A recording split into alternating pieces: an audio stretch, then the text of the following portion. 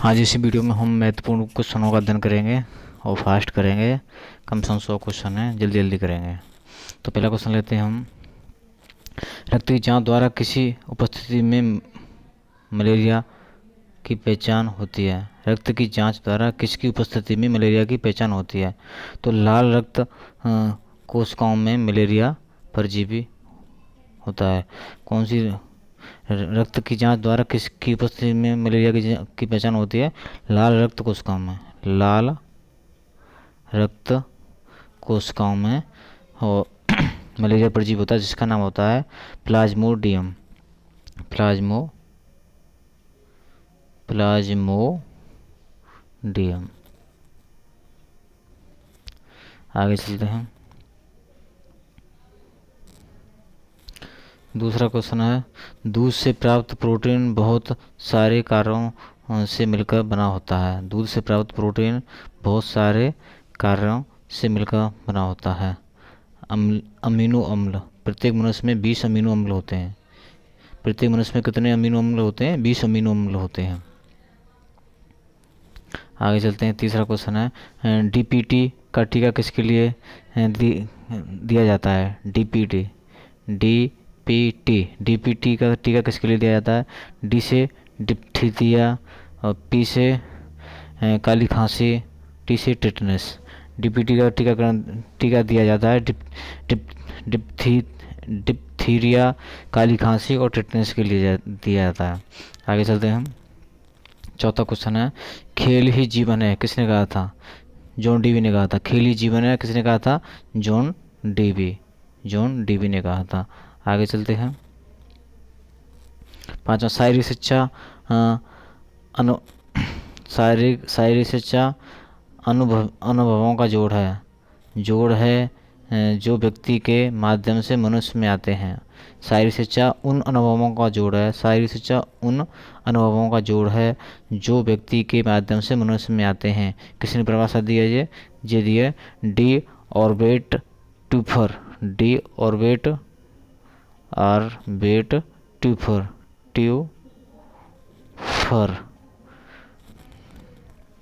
मतलब शारीरिक शिक्षा अनुभवों का जोड़ है, किसने दी है? D Orbit ट्यूफर। यानी कि अनुभवों का जोड़ ज़्यादा हो जाएगा तो ओवर हो जाएगा ना, डी ऑर्बेट ट्यूफर ओवर हो जाएगा, इसीलिए ऐसे रिलेट कर सकते हैं। आगे चलते हैं। छठवां क्वेश्चन है, जीवाणु की खोज किसने की थी? लीवेनहॉक ने। जीवाणु की खोज किसने की थी? लीवेनहॉक ने। आगे चलते हैं। रेडियो धार्मिकता क्या है? मंडप ट्यूरे क्या है? रेडियो धार्मिकता क्या है? मंडप ट्यूरे। एक सेकंड रुकते हैं, मेरी राटो मुझे नहीं पहचाना है।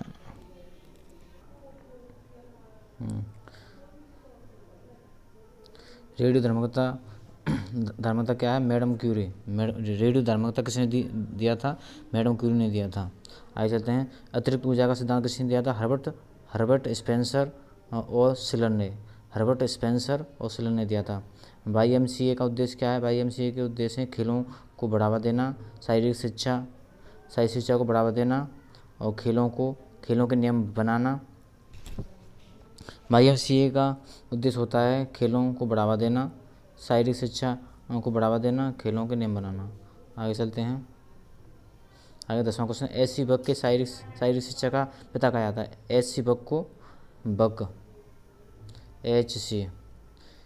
को शारीरिक शिक्षा का पिता कहा जाता है। आगे चलते हैं। अवकाशीय ऊतक भाग है। अवकाशीय ऊतक किसका भाग है? संयोजी ऊतक का। अवकाशीय ऊतक किसका भाग है? संयोजी ऊतक का भाग है। आगे चलते हैं।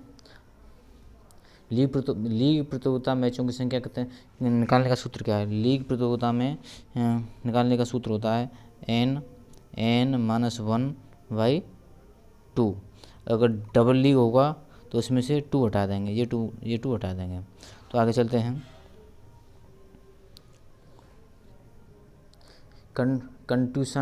कंट्यूशन किससे संबंधित है? मांसपेशी की चोट से।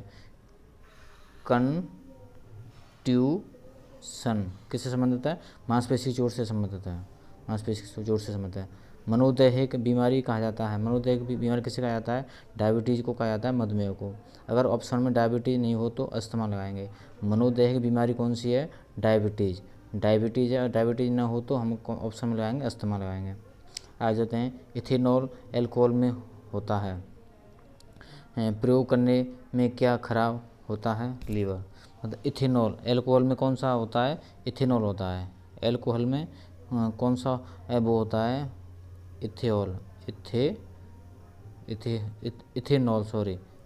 इथेनॉल। एल्कोहल में क्या होता है? इथेनॉल होता है। इथेनॉल होता है जो किसको खराब करता है? यकृत को खराब कर देता है। यकृत को खराब कर देता है।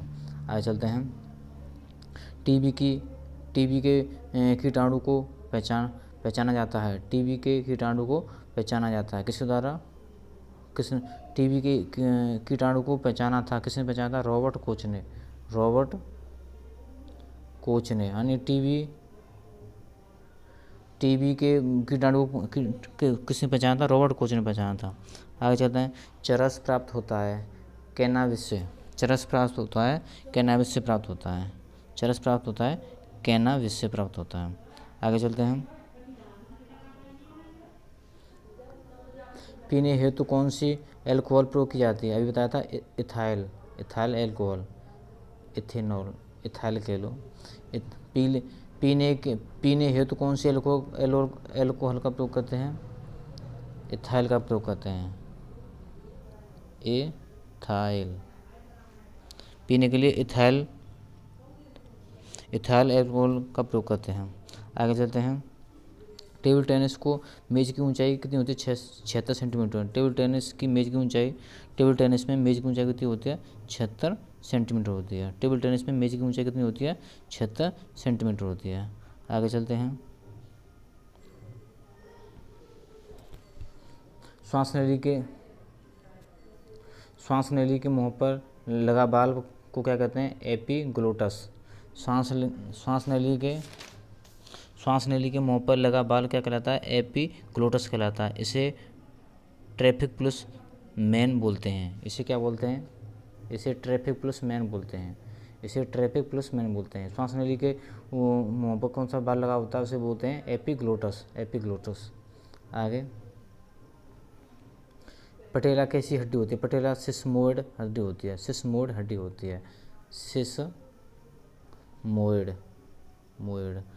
होती है।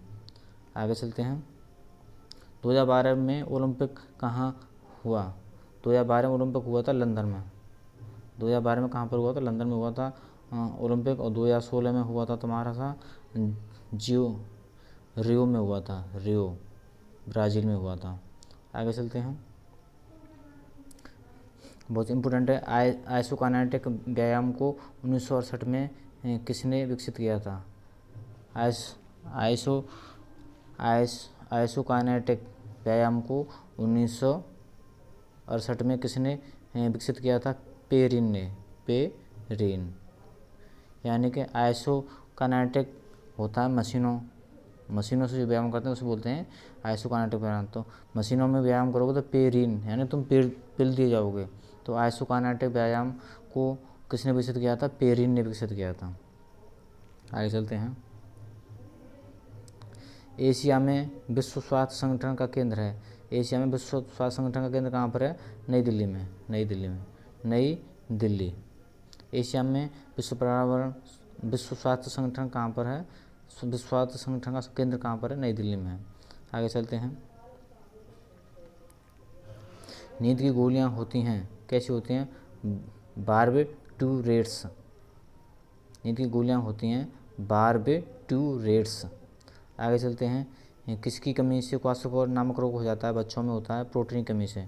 प्रोटीन की कमी से कौन सा रोग होता है? क्वाशोकोर रोग होता है।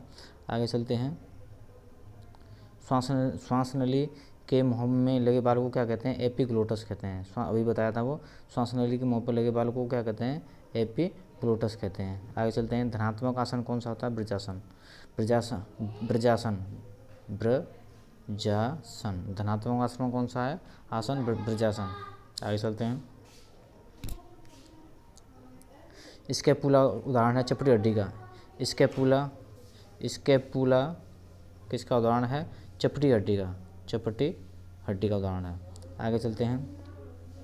ओलंपिक में अब तक कितने मेडल कुश्ती मिले हैं? कुश्ती में अब तक 5 मेडल मिले हैं। ओलंपिक में कितने मेडल मिले हैं? 5 मिले हैं कुश्ती में। आगे चलते हैं। हॉकी के किस खिलाड़ी ने गोल्डन हैट्रिक नामक किताब लिखी है? गोल्डन हैट्रिक नामक किताब लिखी है हॉकी के खिलाड़ी ने बलवीर सिंह ने। बलवीर की कौन सी किताब है? Golden hat trick. आगे चलते हैं। पियरे डी कुबर्टिन का जन्म कहाँ हुआ था? पियरे डी का जन्म हुआ था 1863 ईस्वी में हुआ था। कहाँ पर हुआ था? फ्रांस में हुआ था। यानी कि पियरे डी कुबर्टिन कहाँ के हैं? फ्रांस के हैं। उन्होंने ही आधुनिक ओलंपिक की शुरुआत की थी 1896 ईस्वी से, और उनकी मृत्यु हो गई थी 1937 ईस्वी में। इनका जन्म हुआ था 1863 ईस्वी में फ्रांस में हुआ था। आगे चलते हैं। जेवलिन फेंकने का सेक्टर कोण कितना होता है? 29 अंश का होता है। जेवलिन फेंकते हैं तो उसका कोण कितना होता है? सेक्टर का 29 होता है। आगे चलते हैं। काइफोसिस किसे कहते हैं? काइफोसिस कहते हैं राउंड बैक। काइफोसिस यानी काई जम जाती है पीठ पर तो ऊपर गुम्मट सा हो जाएगा। काई धर देंगे ज़्यादा सी 10-20 किलो पीठ पर तो क्या हो जाएगा? गुम्मट सा हो जाएगा, यानी कि उसे बोलते हैं हम कुबड़ को क्या बोलते हैं? काइफोसिस को राउंड बैक भी बोलते हैं। आगे चलते हैं। फेफड़ों का आवरण है। फेफड़ों का आवरण को क्या बोलते हैं? Pleural membrane. Pleural membrane. आगे चलते हैं। एल्वियोली का संबंध होता है श्वसन संस्थान से। एल्वियोली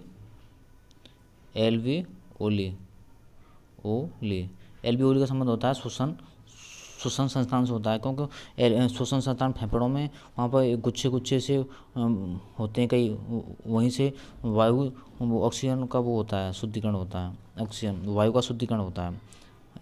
एल्वियोली कहाँ पर होती है? श्वसन संस्थान में होती है। ओलंपिक में कितनी महिलाएं पदक जीत चुकी हैं? 5 महिलाएं। ओलंपिक में भारतीय महिला कितनी जीत चुकी हैं पदक? 5। और कुश्ती में कितने पदक आए हैं? वो भी 5 आए हैं। महिलाओं ने कितने पदक जीते हैं? 5 अब तक, 2016 तक। आगे चलते हैं। वायरस रैबिडो संक्रमित करता है स्नायु ऊतक व लार ग्रंथि को। वायरस रैबिडो संक्रमित करता है, किसको करता है? स्नायु ऊतक व लार ग्रंथि को। आगे चलते हैं। नोट, यह रोम चमगादड़ कुत्ते बंदर के काटने से होता है। यानी वायरस जो रैबिडो संक्रमित करता है, किससे करता है? वायरस रैबिडो यह किससे होता है? वायरस कुत्ते, चमगादड़, बंदर के काटने से होता है। यह स्नायु ऊतक व लार ग्रंथि को संक्रमित करता है। आगे चलते हैं। हाइजीन शब्द की उत्पत्ति किस देवी के नाम से हुई थी? हाइजीन की उत्पत्ति हुई थी हाइजिया, हाइपिया, इसे रिलेट कर सकते हैं। हाइजीन शब्द की उत्पत्ति किस देवी के नाम से हुई थी? हाइजिया। अमेरिका के किस खिलाड़ी ने ओलंपिक में 7 स्वर्ण पदक जीते थे? अमेरिका के किस खिलाड़ी ने ओलंपिक में 7 पदक जीते थे? मार्क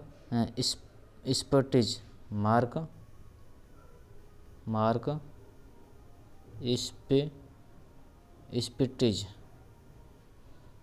वैसे सबसे ज़्यादा माइकल फेल्प्स का रिकॉर्ड है तैराकी में। आगे चलते हैं। 28 मेडल ओलंपिक में माइकल फेल्प्स ने जीते हैं। सबसे ज़्यादा मेडल ओलंपिक किसने जीते हैं? 28 जीते हैं। 28 माइकल फेल्प्स ने तैराकी में। आगे चलते हैं। टेबल टेनिस को कहते हैं पिंग पोंग। टेबल टेनिस को क्या कहते हैं? पिंग पोंग कहते हैं टेबल टेनिस को। और वॉलीबॉल को कहते थे पहले, क्या कहते हैं? मिंटो नेट कहते थे शायद। मिंटो शब्द जरूर है उसमें, ध्यान रखना वॉलीबॉल में। आगे चलते हैं। WHO की स्थापना कब हुई थी? 7 अप्रैल 1948 को हुई थी। WHO की स्थापना 1948 को हुई थी। 7 अप्रैल को होती है। 7 अप्रैल को हम क्या मनाते हैं? विश्व स्वास्थ्य संगठन दिवस मनाते हैं। आगे चलते हैं।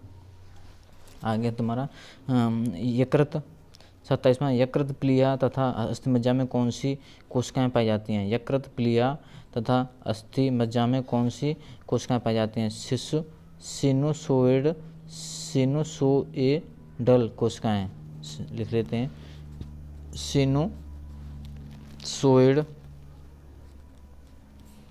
सिनुसोइड केशिकाएं होती हैं। यकृत प्लीहा तथा अस्थिमज्जा में कौन सी केशिकाएं होती हैं? सिनुसोइड केशिकाएं होती हैं। आगे चलते हैं। इप्पोन का संबंध जूडो से है। जूडो, इप्पोन का संबंध किससे है? जूडो से है। बहुत इंपॉर्टेंट क्वेश्चन है। आगे चलते हैं। BMI का पूर्ण रूप क्या होता है? Body mass index. BMI का फुल फॉर्म क्या होता है? Body mass index. BMI का फार्मूला होता है शरीर का भार केजी में, ऊंचाई बट्टे ऊंचाई मीटर गुणा ऊंचाई मीटर। शरीर का भार केजी में बट्टे ऊंचाई मीटर गुणा ऊंचाई मीटर। आगे चलते हैं। जूडो का मैदान में होता है 14x14 मीटर। 14x14 मीटर होता है जूडो का मैदान होता है। डॉक्टर जिगारो कानो इसके जनक थे। जूडो के कौन जनक थे? जिगारो कानो। समय सारणी का निकटतम संबंध है। समय सारणी का किससे संबंध है? कक्षा प्रबंधन से संबंध है। क्रिकेट बिल्स की लंबाई कितनी होती है? 11.1 सेंटीमीटर। क्रिकेट बिल्स की लंबाई होती है 11.1 सेंटीमीटर होती है। सर्किट ट्रेनिंग में शक्ति सहनशीलता बढ़ती है। सर्किट ट्रेनिंग से क्या बढ़ती है? शक्ति सहनशीलता बढ़ती है। आगे चलते हैं। 1957 में एडम्स तथा मॉर्गन ने दी थी। सर्किट ट्रेनिंग किसने दी थी?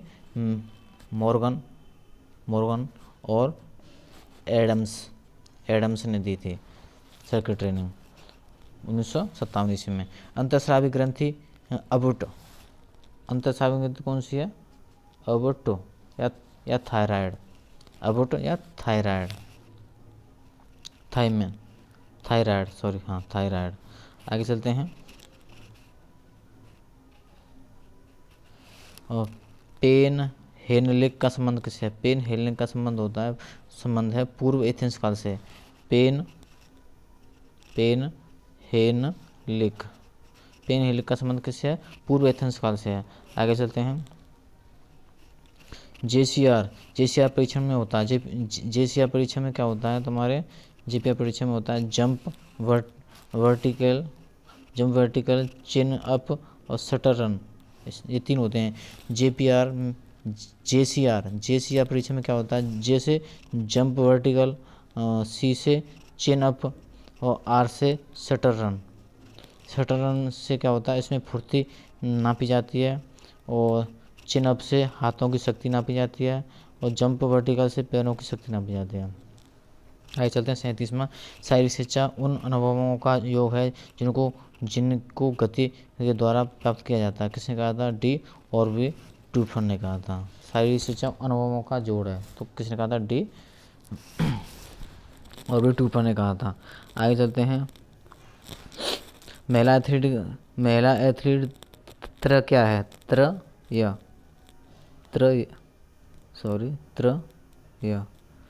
यह महिलाओं की प्रॉब्लम होती है। महिला क्या होता है? महिला होता है एनीमिया, एस्टियोपोरोसिस और एमीनोरिया और एनीमिया और एस्टियोपोरोसिस होता है। नोट, महिलाओं की शारीरिक प्रॉब्लम होती है ये। आगे चलते हैं। IOC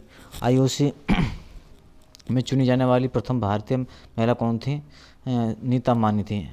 IOC में चुनी जाने वाली प्रथम भारतीय महिला कौन थी? नीता अंबानी थी। नोट, IOC में अवार्ड मिला था पहला इंदिरा गांधी को मिला था। चुनी जाने वाली महिला तो नीता अंबानी है, लेकिन अवार्ड मिला था IOC में सबसे पहला इंदिरा गांधी को मिला था। 40वां, IOC का मुख्यालय कहाँ पर है? लुसियाने में है, स्विट्जरलैंड में है। IOC का मुख्यालय कहाँ पर है? लुसियाने में है, स्विट्जरलैंड में है। और सुपर ट्रैकल किससे संबंधित होता है? कबड्डी में होता है, 2 अंक मिलते हैं। सुपर ट्रैकल में कितने अंक मिलते हैं? 2 अंक मिलते हैं। आगे चलते हैं। 20 मिनट की वीडियो हो गई और चलते हैं आगे। अग्रकुब्जता या लोडोसिस किसे किसे कहा जाता है? अग्रकुब्जता या लोडोसिस बोलते हैं खोखली पीठ में होल हो जाना, पीठ में गड्ढा हो जाना उसे बोलते हैं। 12वां प्रतिरोध से उभरों की क्षमता, प्रतिरोध से उभरने की क्षमता कहलाती है सहन शक्ति। क्या कहलाती है? सहन शक्ति कहलाती है। प्रतिरोध से उभरने की क्षमता क्या कहलाती है? सहन शक्ति कहलाती है। आगे 43वां, मानव कंकाल की सबसे बड़ी संधि कौन सी होती है? घुटना संधि। मानव कंकाल की सबसे बड़ी संधि पूछ रहा है, सबसे बड़ी संधि, नया क्वेश्चन है ये, कौन सी होती है? घुटना होती है, घुटना संधि होती है। सबसे बड़ी संधि कौन सी है मानव की? घुटना संधि। आगे चलते हैं। क्रेब चक्र कहाँ पर होता है? क्रेब चक्र कहाँ पर होता है? माइटोकॉन्ड्रिया में होता है, माइटोकॉन्ड्रिया में होता है। आगे चलते हैं। सुंदर काया आदर्श था ग्रीस वासियों के लिए था, आगे चलते हैं। हैकिंग, रिंगिंग और कोडिंग किसके भाग हैं? हैकिंग, रिंगिंग, कोडिंग किसके भाग हैं? मसाज के भाग हैं। किसके? मसाज के हैं। आगे चलते हैं। शरीर में ऑक्सीजन परिवहन के रास्ते को पहले के बाद का सही क्रम क्या है? तो ऑक्सीजन के परिवहन का मतलब रास्ता होता है, परिवहन मतलब पहले किस से होकर जाती है ऑक्सीजन? सबसे पहले ट्रेकिया, दूसरा एल्वियोली, तीसरा ब्लड, चौथा हार्ट, पांचवा श्वास नली, फिर आर्टरी। फिर क्या है? आर्टरी हो। एक सेकंड।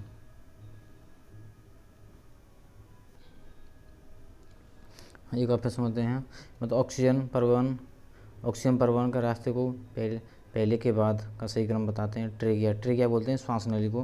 पहले ट्रेकिया में ऑक्सीजन, फिर एल्वियोल में, फिर ब्लड में आएगी, फिर हार्ट में, फिर आर्टरी बोलते हैं धमनी को बोलते हैं। लास्ट में धमनी में जाएगी। आगे चलते हैं। सनबर्न एवं स्नो ब्लाइंडनेस होता है ऊंचे स्थानों में, ठंडे वातावरण में, गर्म वातावरण में और आर्द्रता वातावरण में। तो यह इसमें क्या सही होगा? ऊंचे स्थानों में। सनबर्न एवं स्नो ब्लाइंडनेस होता है कहाँ पर होता है? ऊंचे स्थानों पर होता है। आगे चलते हैं। खेल समाजशास्त्र का क्षेत्र क्या है? टीम सामंजस्य, शरीर का कार्य, मानसिक प्रशिक्षण या अभिनय। खेल समाजशास्त्र का क्षेत्र होता है टीम सामंजस्य। खेल समाजशास्त्र का क्षेत्र होता है टीम सामंजस्य होता है। आगे चलते हैं। निम्न से खेलने की सतह है। पॉलीमेट्रिक, टेरा फ्लेक्स, साइबैक्स और कोयला। तो निम्न से खेलने की सतह कौन सी होती है? टेरा फ्लेक्स होती है। आगे चलते हैं। कुंठा का कारण क्या होता है? कुंठा का कारण होता है तुम्हारा सा योग्यता तथा आकांक्षा स्तर में असंतुलन। कुंठा कारण होता है योग्यता तथा आकांक्षा स्तर में असंतुलन होता है। आगे चलते हैं। योग्यता तथा आकांक्षा स्तर में असंतुलन तो हो गया। हाँ, लाल पेशियों में होता है ज़्यादा एरोबिक क्षमता होती है।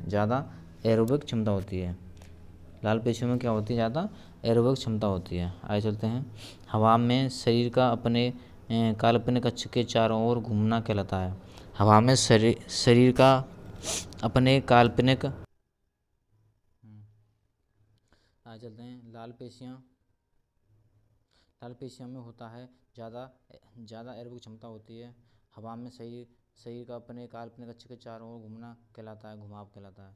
हवा में शरीर का अपने काल्पनिक अक्ष के चारों ओर घूमना क्या कहलाता है? घुमाव कहलाता है या स्पिन बोलते हैं। 55, शरीर का कौन सा भाग सर्वाधिक प्रकार की गतियों का कर सकता है? शरीर का कौन था? हाथ जो होता है वो सर्वाधिक गति कर सकता है शरीर का। इसके बाद चलते हैं। शिन स्प्लिट होता है निचले पाँव में होता है। शिन स्प्लिट होता है निचले पाँव में, टीबीआरटी में होता है।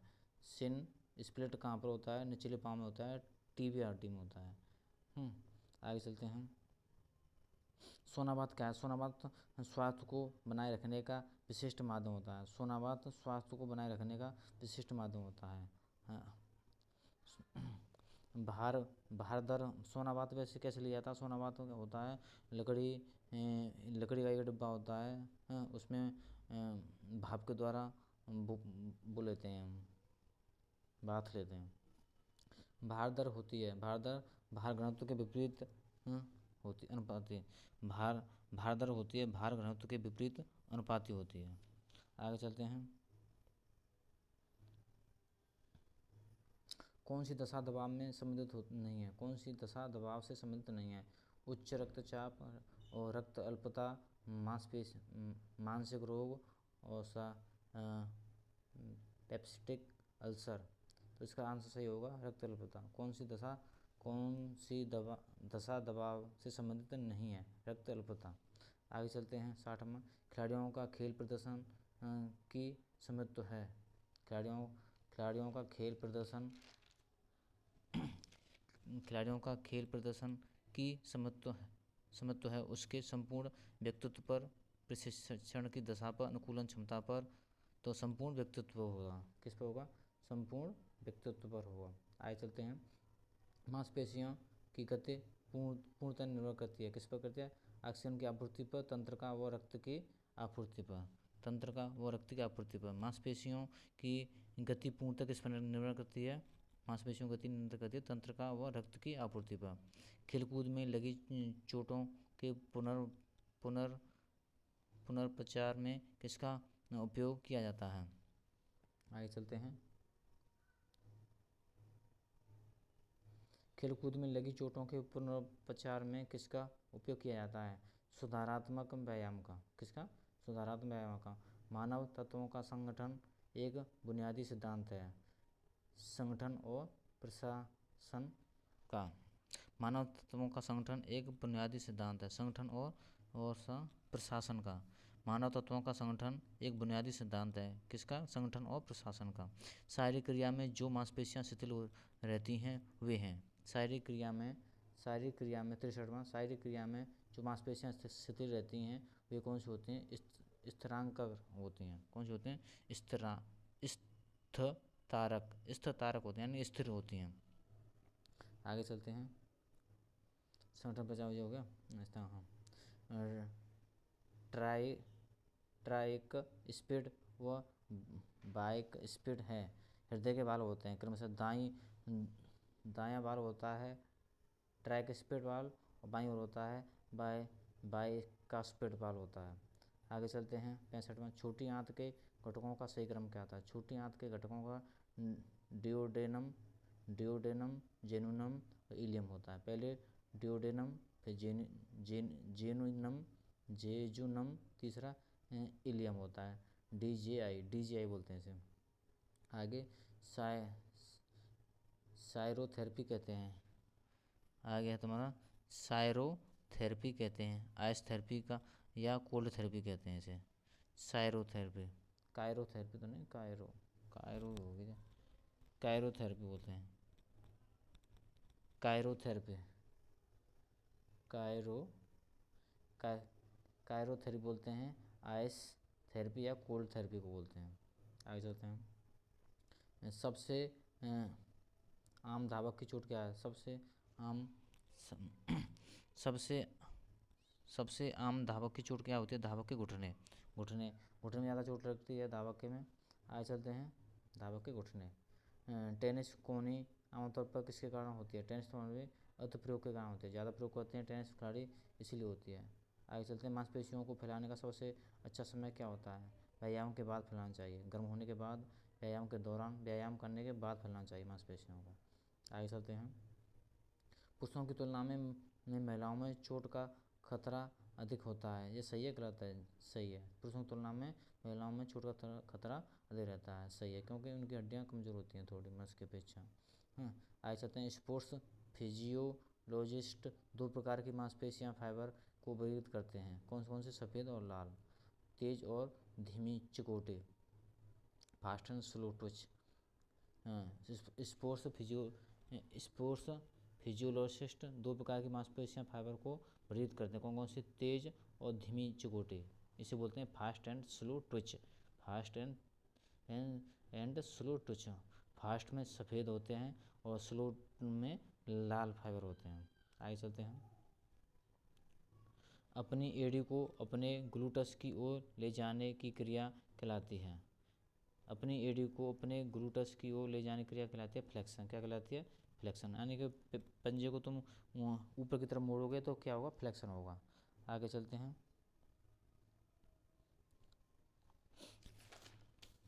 स्ट्रगल।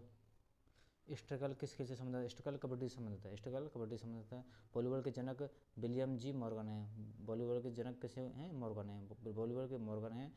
और बास्केटबॉल के तुम्हारे से वो हैं कौन? स्मिथ हैं। आगे चलते हैं।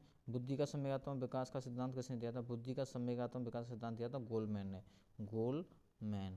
गोलमैन ने दिया था। आगे चलते हैं। स्टेन क्या है? स्टेन टेंडन की चोट होती है और या फिर पेशियों का फटना या खिंचाव होता है। आगे चलते हैं। अतानुदास किस खेल से संबंधित हैं? अतानुदास संबंधित हैं तीरंदाजी से संबंधित हैं। तीरंदाजी से संबंधित हैं अतानुदास। आगे चलते हैं। अनब्रेकेबल किस खिलाड़ी की आत्मकथा है? मैरी कॉम की है। अनब्रेकेबल किसकी कथा है? किसकी आत्मकथा है? मैरी कॉम की। मुक्केबाज है मैरी कॉम। अनब्रेकेबल। आगे चलते हैं। शोल्डर डिसलोकेशन का खतरा किस खेल में सबसे ज़्यादा होता है? शोल्डर डिसलोकेशन होती है जूडो में सबसे ज़्यादा होता है। किस में होती है? जूडो में। और पूर्णमा ट्रॉफी किससे संबंधित है? वॉलीबॉल से। पूर्णमा ट्रॉफी किससे संबंधित है? वॉलीबॉल से संबंधित है। आगे चलते हैं। सी के नायडू किससे संबंधित है? शतरंज से संबंधित है। नायडू ट्रॉफी किससे संबंधित है? शतरंज से। सी के नायडू क्रिकेट से। आगे चलते हैं। फिर FIDE किससे जुड़ी संस्था है? FIDE संस्था है शतरंज से। किससे? शतरंज से जुड़ी संस्था है। आगे चलते हैं। 11वां। फुटबॉल के पहले अर्जुन पुरस्कार कौन है? फुटबॉल खेल में सबसे पहला अर्जुन पुरस्कार किसे मिला था? PK बनर्जी को मिला था। आगे चलते हैं। बास्केट के जिम्मेदार कौन है? स्मिथ। बास्केट के कौन है? स्मिथ हैं। और वॉलीबॉल के मॉर्गन हैं। आगे चलते हैं। कुश्ती के पहले द्रोणाचार्य अवार्डी कौन है? बीबी भागवत। कुश्ती के कौन है? पहले द्रोणाचार्य पुरस्कार किसमें था? बीबी भागवत को मिला था। आगे चलते हैं। सत्यम शिवम सुंदरम को तलाशना किसका उद्देश्य है? आदर्शवाद का। किसका? आदर्शवाद का उद्देश्य है। आगे चलते हैं। 15वां। खिलाड़ियों में हाइपोक्सिया से क्या समझते हैं? खिलाड़ियों में ऑक्सीजन की कमी। हाइपोक्सिया हो जाता है खिलाड़ियों में हाइपोक्सिया, तो इसका क्या मतलब होता है? ऑक्सीजन की कमी हो गई है। किसी कमी हो गई है? ऑक्सीजन की कमी हो गई है। आगे चलते हैं। खसरा कौन से वायरस से फैलता है? Toga virus. कौन सा वायरस होता है? टोगा वायरस से फैलता है खसरा। आगे चलते हैं। खेलो इंडिया यूथ गेम 2020 खेले जाएंगे। खेलो इंडिया यूथ गेम 2020 खेले जाएंगे। कहाँ पर खेले गए थे? 2020 में खेलो इंडिया यूथ गेम 2020 में कहाँ खेले गए थे? पुणे में खेले गए थे। खेलो इंडिया यूथ गेम कहाँ खेले गए थे? पुणे में खेले गए थे। आगे चलते हैं। अंतःश्वसन प्राणायाम में है। अंतःश्वसन प्राणायाम संबंधित किससे? पूरक को बोलते हैं अंतःश्वसन। आगे चलते हैं। अंतर्राष्ट्रीय ओलंपिक समिति के प्रथम अध्यक्ष थे। अंतर्राष्ट्रीय ओलंपिक समिति के प्रथम अध्यक्ष कौन थे? देमेत्रियो विकेलास।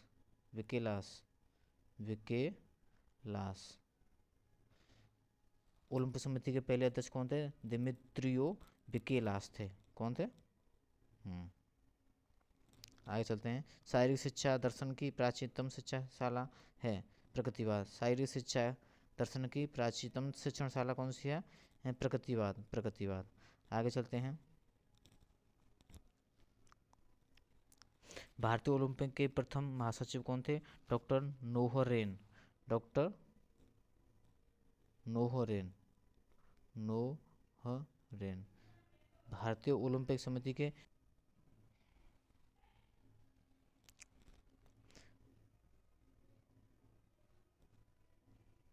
लास्ट क्वेश्चन है, भारतीय ओलंपिक के प्रथम महासचिव कौन थे? डॉक्टर नोहरेन थे, डॉक्टर नोहरेन। और अध्यक्ष कौन थे पहले भारतीय ओलंपिक समिति के? दोराबजी टाटा, दोराबजी टाटा। आज के लिए इतना ही काबा। जय हिंद, जय भारत।